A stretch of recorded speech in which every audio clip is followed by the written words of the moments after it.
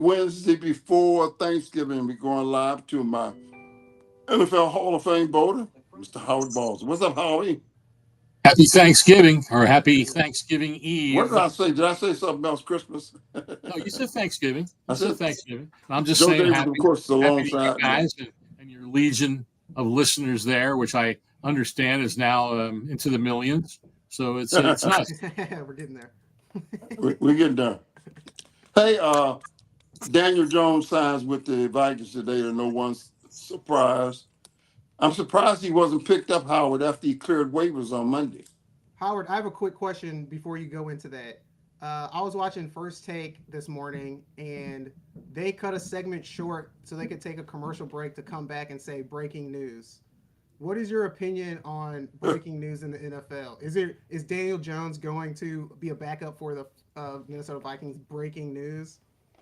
I think breaking news everywhere is the most overused two words in the history of the written or spoken word.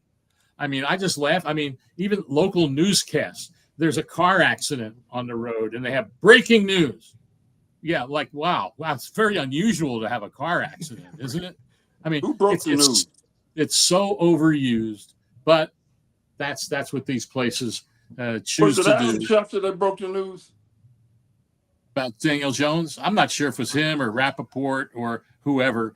They probably broke it at the same time because I'm sure that Daniel Jones's agent, did a group text to the national guys, and that's how it gets out there, and all those things. But what was interesting to me at first, though, some of the initial reports were, oh, he's signing with the Vikings, right? Well, yeah, he signed with the Vikings, but it was to their practice squad. Yeah. And then I think it was Rappaport. I don't want to misspeak, but talked about what a great move, for the Vikings and Daniel Jones for the future. And I'm thinking, for the future, really? I mean, they have JJ, unless they're souring on JJ McCarthy, which I kind of doubt. And they've been successful with Sam Darnold. I think this is. I don't think Daniel Jones has made a bad decision here, because if something would happen to Sam Darnold in the next few weeks, I'm sure that the Vikings would be more comfortable with putting assuming he learns the offense pretty quickly, obviously, and all that, but they'll be more comfortable playing him than Nick Mullins. And so from that standpoint, from the Vikings, it kind of makes sense, but it's not beyond this year.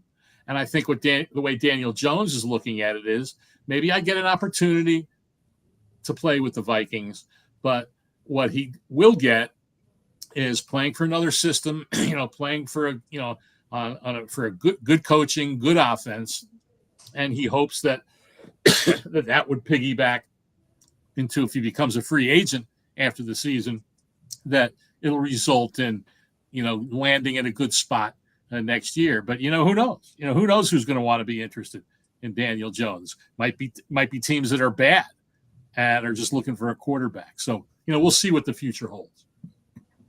Howard, when you look at running backs, earlier this year we heard Jerry Jones say that Derrick Henry wouldn't have worked in the Cowboys offense.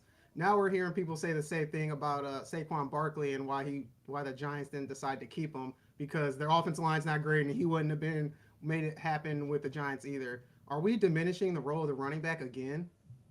Well, it shouldn't be. And I've been one that has always thought it was all the whole notion and the cliche of running backs are devalued. They are, for a sense, devalued in terms of the contracts they got. But pretty much every NFL team understands the importance of having a running game. Now, sometimes it might not be one guy. Sometimes it might be a combination of guys. But everyone understands that you can't not have a running game and be successful. And I think in all this talk about Saquon Barkley, I mean, the Giants royally screwed this up, because Daniel Jones's best year as the Giants quarterback occurred 2 years ago, when Saquon Barkley had a heck of a year and Daniel Jones was he's not great, but he was pretty darn good. And the Giants made the playoffs, winning a bunch of close games. And then after last season, Well, then of course before last season, both of them were free agents, and I'm trying to remember 19, 20, 21. I think Jones was a free agent, and so he was going to be one, and so they signed him to a long-term deal, and chose to put the franchise tag on Saquon Barkley. It's amazing to me that the Cowboys, and look, I get it, I criticize them, but the same criticism that the Cowboys received for not signing Derrick Henry should have gone to the Giants for not re-signing Saquon Barkley, and not because heck, they could have signed that deal that he signed with the Eagles. That wouldn't have affected their ability to, for what Daniel Jones has in his contract. They could have done that, but they opted not to do it. And now, of course, they're even more embarrassed because he's doing what he's doing for a division team with the Eagles. So the Giants royally screwed up with that. We don't know what they would have done this year if they had Barkley. They weren't that good last year, but Jones was hurt last year. That's the big thing with him, is that he'll play good football. He's kind of like another Jimmy Garoppolo. He plays good football when he's healthy and he has a good team around him, but then he gets hurt. And that's the same thing that happened to Jimmy Garoppolo throughout his entire 49ers career. With that being said, why would you fire the coach then? It's really not his fault. Which coach are you talking about? With New York, with the Giants. They haven't fired the coach. Not yet. There's talk about him being fired. Well, of course, there's talk about it. We'll see if they do. But I mean, you can make a case that they messed that up. But I think Joe Shane's a pretty good talent evaluator. The unfortunate thing with that whole thing with Daniel Jones also was when it all played out on Hard Knocks. And it's hard for me to believe that the Giants would be putting all this stuff out there on Hard Knocks about things that they're saying about Daniel Jones, and that they're potentially looking for a quarterback in the draft, and the whole Barkley thing. I mean, you just don't do that, but they did. And so that's an organizational thing more than anything. But I think Joe Shane's a pretty good talent evaluator. You can mess up a specific situation, and it doesn't necessarily mean that you're not doing your job well. I mean, what's interesting to me is, like, if we go cross town, or in New Jersey, really, with the Jets, and we know what a dysfunctional mess that is. I mean, you have an owner, Woody Johnson, who is saying that this is one of the most talented rosters we've ever had, and then he fires the general manager. Well, the general manager is the one who put the roster together, right? So that one didn't make any sense. It didn't make any sense to fire Robert Saleh after 4 games. So some of these owners are nuts. I think John Mara is a pretty reasoned guy. He doesn't, knee-jerk reaction to things, and I don't know that he'll knee-jerk to this. But bottom line is, now they need a quarterback going forward, and so in a sense, you get a little bit of rope, a little bit of leash if you draft a quarterback. But then again, as we've seen with the Bears, I mean, people are talking about Matt Eberflus losing his job because of, the Bears not winning games, and all those things. Well, Caleb Williams has had, he's played well at times, and he's also had some inconsistencies. That happens with a quarterback, whether he's drafted first overall or wherever he is. And so, but that's the NFL. I mean, I saw a report yesterday, I think, that there's all these talks that there might be 10 coaches, and there's already 10 coaches lose their jobs in the NFL. I mean, this league is nuts. If you go back about 5 years, I don't know, there might be 2, let's say, maybe, I don't know who, I'm trying to think, beyond Andy Reid, Mike Tomlin, and John Harbaugh, what other head coaches are there in the NFL that are still with the team they were with 5 years ago? I don't know if there's any, and if there is, it's not very many. They change these coaches, so often that it's very difficult to have any kind of sustainability in playing competitive football. We're joined by Howard Ball, still live from Phoenix, Arizona. Speaking of breaking news, there was another breaking news story the other day. The Dallas Cowboys, Jerry Jones, are thinking about keeping Coach McCarthy. Yeah. I mean, what can you say? What can you say? I mean, it's Jerry Jones making headlines. Time. What was it? Was it Cyndi Lauper who sang "Time After Time"? day after day. Jerry Jones makes headlines with just whatever comes spilling from his mouth. And I've said this many times. I think that's one of the biggest problems with that franchise. That the best thing that could happen for that franchise would be for him to get away from the microphone, not do any radio shows, not be interviewed by the media after every game, and just let his people do their jobs without him. He's always going to be hovering, but not hovering to the point where he's always talking. Right. And I think that has an impact on players. Howard, once again, I may be in the minority. I'm just not sold on Detroit Lions just yet. What do they have to do to convince you? Win a playoff game. Well, they won a playoff game last year. I think they won. Did they? I don't think they were a wild card team. I'm trying to remember if they won one game before the conference championship. Well, they won at least one last year, and they were in the conference championship game. I want to say they won one game, and I'm afraid of their defensive line, but they're very strong. Yeah, that's it. It's a somewhat concern, not having Aiden Hutchinson, and so. But I'll tell you though, when you look around the NFC, and you say, well, okay, I get what you're saying, but. And it's not to say that anything can't happen in one game in the NFL, because we see it all the time, and in the playoffs also. But your other division winners, probably going to be Philadelphia. Looks like it's going to be Atlanta. And then whoever comes out of the muddle in the NFC West. And so some of the better other teams that are going to be in the postseason are also in the same division as the Lions, with the Vikings and the Packers. And who knows who that third wild card will be? Maybe Washington. Trying to think who else might there be? Maybe an NFC West team sneaks in there if they can win some games. But that third wild card, you really wonder about, at this point. But I look at all those teams and I say, yeah, Philadelphia will probably give the Lions a hell of a game. And I don't know if San Francisco will rebound. I mentioned the NFC West. I mean, boy, the injuries they have. Ooh. It's just, it's just this is one right after the other. And they're just, and everybody say, well, what's wrong with the 49ers? Well, it's obvious. It's pretty obvious. And, and the other thing is they lost a bunch of close games and we're from behind against them in the fourth quarter. 3 games, in fact.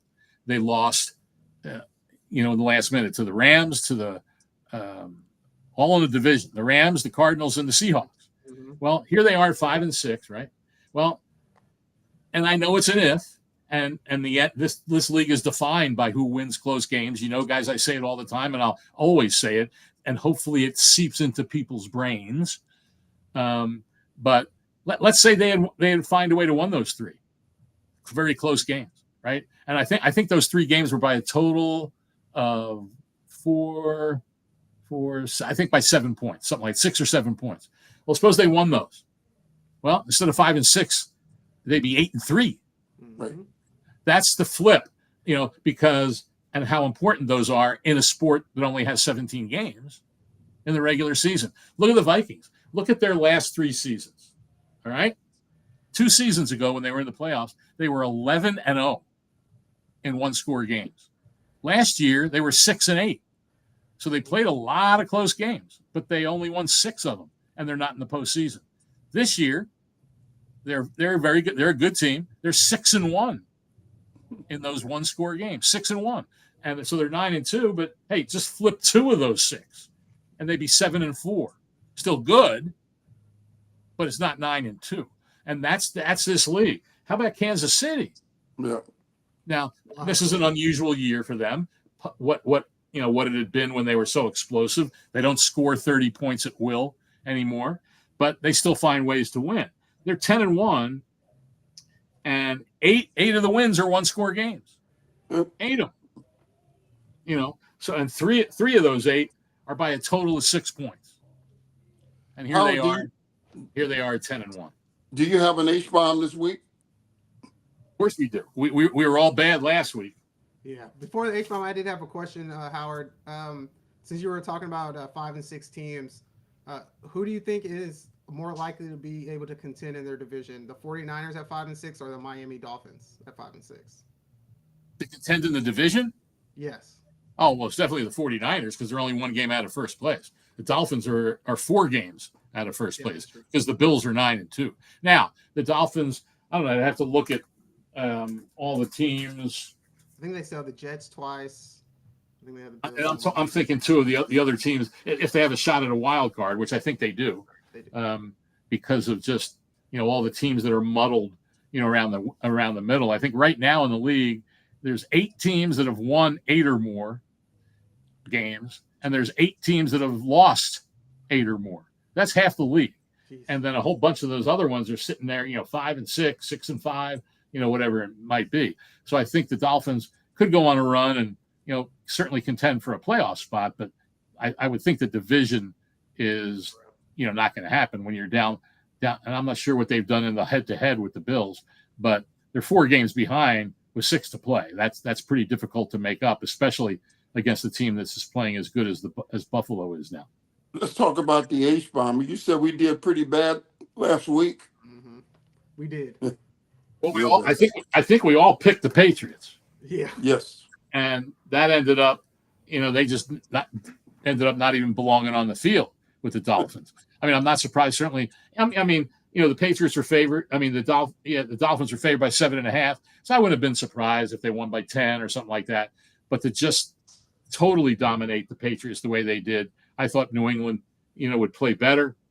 But obviously they didn't. And the crazy thing was, who would have thought to pick the Panthers to cover against the Chiefs and almost won the game, and then the Titans that did win the game over the Texans. And that game was an 8-point line, and the Kansas City game was 11, and they won on a last-second field goal. So not a good week. How many times are defenses going to get fooled by Pat Mahomes' speed? It seems like every time in the fourth quarter, he finds a way to scramble for 10, 15 yards. It just keeps going. And no one wants to touch him every time. Yeah, and I'm not sure if it's speed, because he's not a fast guy, but he just has a knack for finding that open area. And then, of course, he has that instinct of when to get out of bounds, when to go down, and all that. So he doesn't usually subject himself to big hits. So, yeah, he's just, it's kind of in some ways, I think Josh Allen's a better runner than him. And certainly he runs a lot more and he's a bigger guy, but he's not greatly fast, but he's also hard to bring down. And a lot of times when he takes off at the right time too, because, if a team is playing zone, it's hard for a quarterback to run, because for the team playing zone defense, they have everything in front of them and they can see. So if he takes off, then they can go up and get him. But although sometimes players will still lay back a little bit, because if you commit to going up, then of course he can hit it over your head. But if you're man to man, basically your back is to the quarterback, or at best you're sideways to him. And that's where there's a lot of open spaces for quarterbacks to run. And he's not a blazing fast guy, but he's fast enough to find those open areas. And then he also, knowing when to get down. Well, since this is Thanksgiving Eve, we didn't get a list yet of the bombs, your bomb. Although that's what I didn't get. You're right. I forgot to send them to you. I put them together, and I already got one team. There's only 3 games. There's only 3 games, and they're pretty ugly. Yes, they're pretty ugly. I don't know who everybody's going to pick, but here they are. We've just been talking about mostly all these teams. Tomorrow, on Thanksgiving, the Lions at home, 9.5 over the Bears. Then on Friday, the Black Friday game, Kansas City is 13 over the Raiders, with Aiden O'Connell back under center.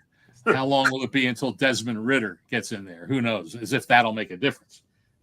And then what was certainly viewed before the season as a marquee game, and you still wonder how it's going to play out. And if all the things hadn't happened to the 49ers that have, this game wouldn't be a 7-point line. Yeah, that's my game. But the Bills in Buffalo favored by 7 over the 49ers. We're not sure yet about Brock Purdy. We're not sure about Nick Bosa. We're not sure about Trent Williams. They have some other injuries, going on there. This is a team that's, I mean, it could, if it's Brandon Allen again at quarterback, it could really, really get ugly. Well, I've got the 49ers. You do. Yes, Taking the 49ers? Okay. I got the 49ers. I'm marking it down. I'm dropping the bomb on the Lions. I know they're really good and they've been really good this year, but Thanksgiving and the Lions, they haven't been good in a long time on Thanksgiving Day. They're gonna have to prove it to me before I start to root for them on Thanksgiving Day. And the thing about the Bears is the record isn't real good, but for the most part, they play teams tough. But then, so I've been going, quite honestly, I've been going back and forth between that Lions game and the Chiefs game. And so, because I think, man, 13 over the Raiders, but the Raiders are awful.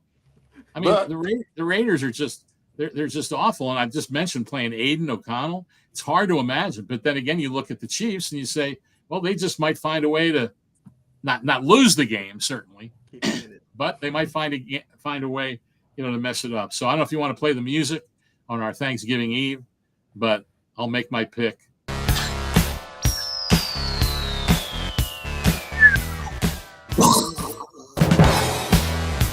I just wanted you to play the music so I can think about my pick before I commit to this. And so I was leaning towards the Bears, but just so we all have different picks on the 3 games that are available, I'm going to drop it on the Chiefs just because that's what they've done all season. They've managed to basically play 1-score games. And in this one, heck, they could win by 12 and I still look good. Or actually, even if they only won by 13, because in the H-bomb, a lot of people don't realize this, the tie goes to the bomber. So if it's 13, I still get credit. I still get credit. It's all fixed up. You see that? What's that? It's all fixed up. Yeah, Joe, well, Howard, today I was by Scott Rosenblum's office picking up a bunch of invitations. He wanted to know who was coming. I said, Howard Balzer wants you to fly him in. He said, look like Howard may not make my party then.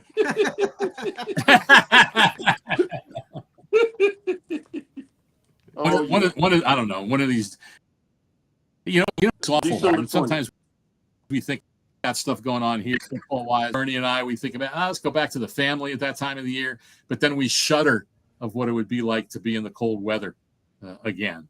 That's one of the tough things. Well, it's going to be cold. It was cloudy today in Phoenix, partly cloudy, and it was still a high of 71.